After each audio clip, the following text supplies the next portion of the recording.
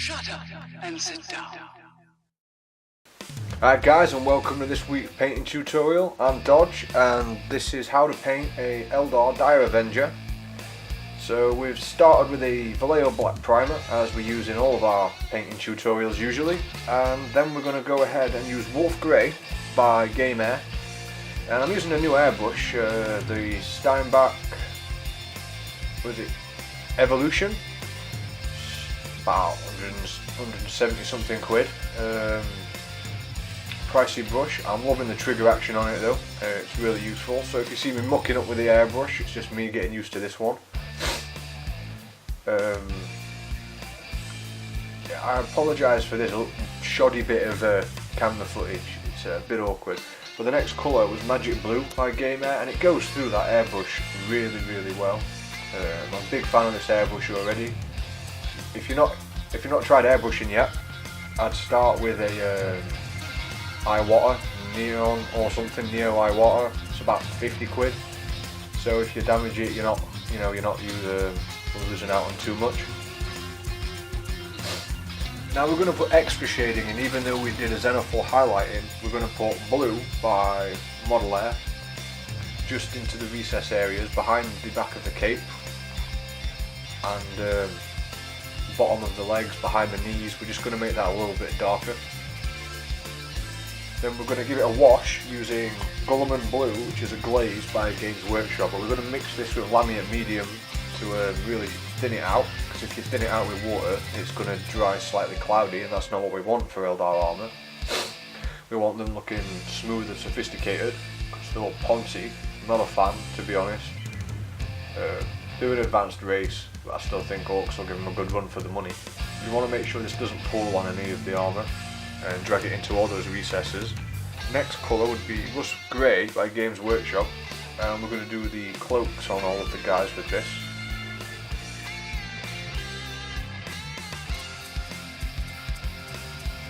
You know, really want to water this down when doing cloaks, so you're looking at like 2 or 3 layers of this. You can see it's really patchy. I'll go over it a couple more times once that's dried. Get a nice smooth coat. And just be careful not to hit any of the armour that you've already painted.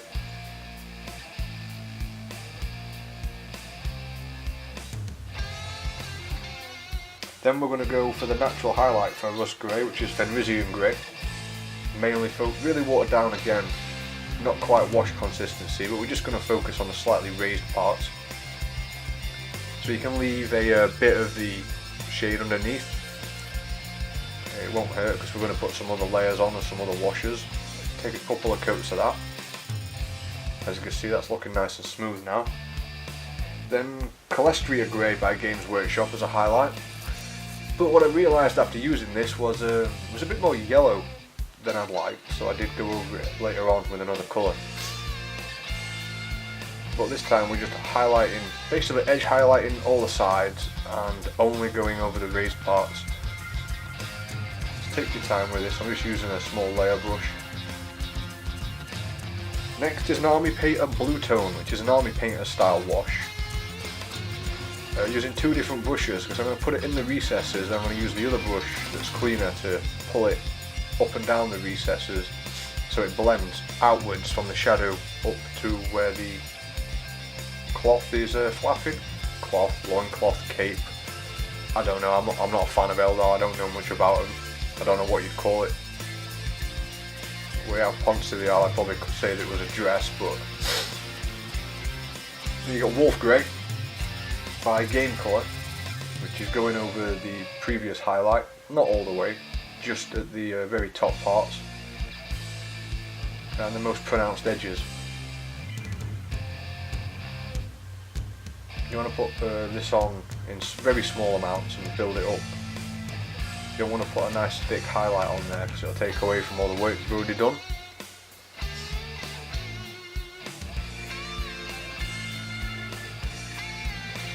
What I'm doing there is pulling from the top down, because as I do, I'm running out of paint as I go further down, which helps it fade out. Then I'm just blacking out some of the details with a black primer again. I primarily use this for blacking out or any black, because it's the Vallejo black primer just gives a real smooth coverage whatever you're doing. which helps retain the details. You don't want to lose any of those or clog anything up with all the layers of paint we've put on. Then you're looking at Balthazar Gold by Games Workshop. Watered down. You're going to do 2 or 3 coats of this because it is quite patchy. Was going to use my liquid golds, but they've started to separate, so I'm going to get some ball bearings and put those in those tubs and give them a real good shake, because they're made with real metal pigment, so the pigment's quite heavy. I did the lance and the arm blade in this colour.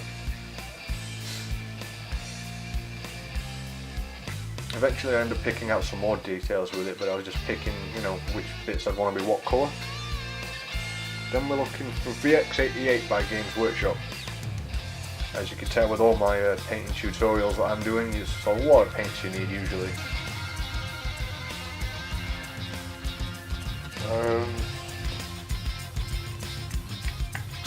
Baltic Blue, I think that's how it's pronounced by Games Workshop. Now this is where hindsight kicks in, and if I'd not glued this flag on, I could have just airbrushed that and used Tamiya tape to get real nice smooth lines for the black and the yellows.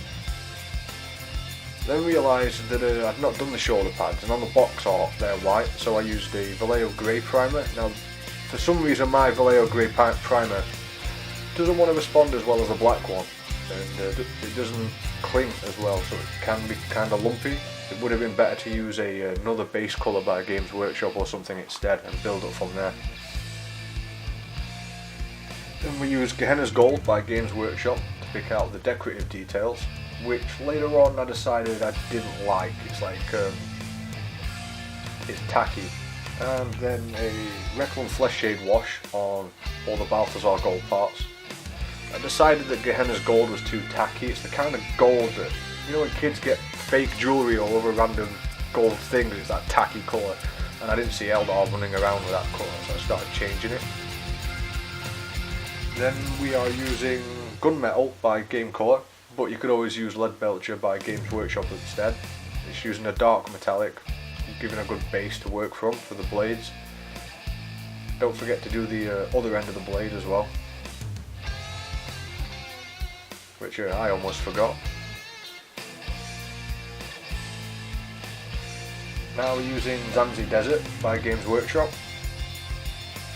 Start pulling that from the darker recesses up to the top, watered down, a couple of coats of that to bring that XV88 up to a nice yellowy colour.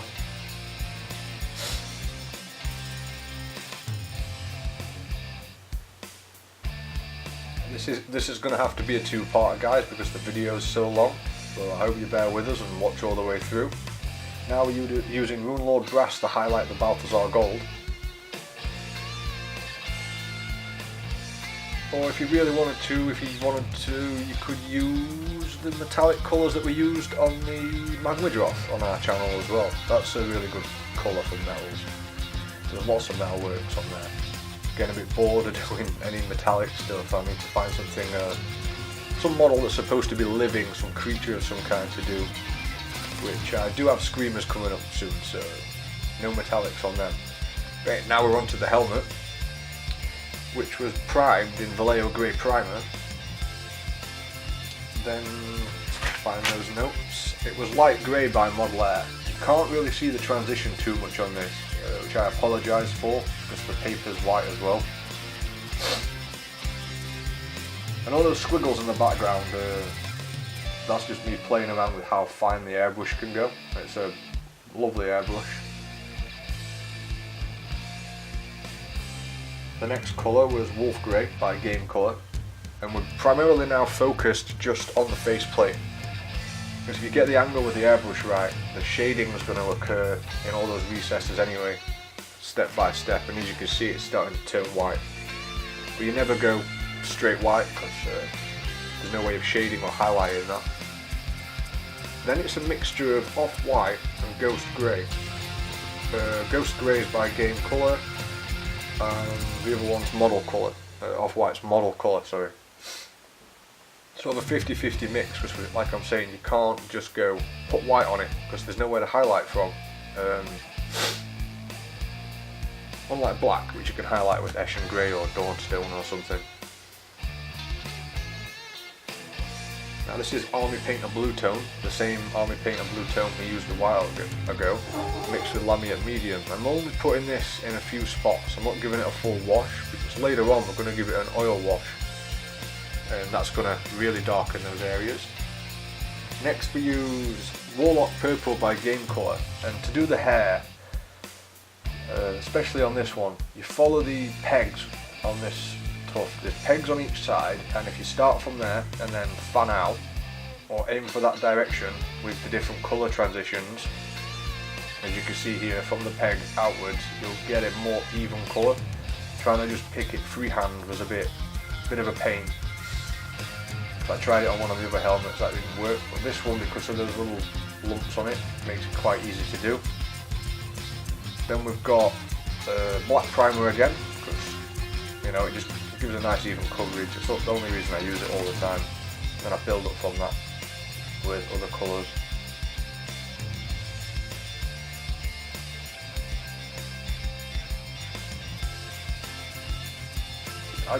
I basically followed the box art for this sort of design. I broke it down using those pegs. It made it easier to pick the direction of everything. Then we're looking at Pale Yellow by Game Colour. That's going to take several coats. Same as the pink. The pink's not done, it's just picking out the shape and the area that's going to be that colour. Then we're using Zarius Purple by Games Workshop. I have no idea how that's pronounced. Zarius Purple? I don't know, I'm going to have to start putting names on the video at some point. That's quite time consuming, putting all that text in. Now we're doing this before we paint it black, simply because the purple will show up easier.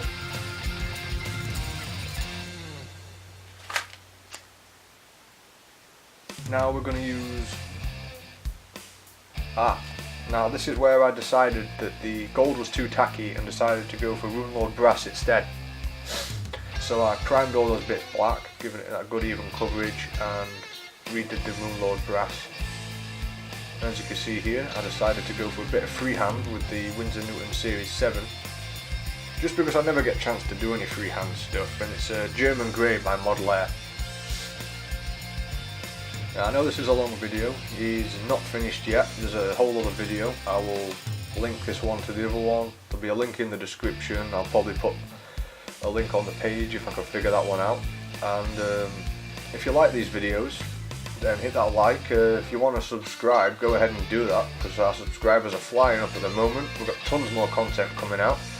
If you like our videos and want to help out in the studio or anything else, you just check out our Patreon, which will be a link for. We've got our Facebook and everything else.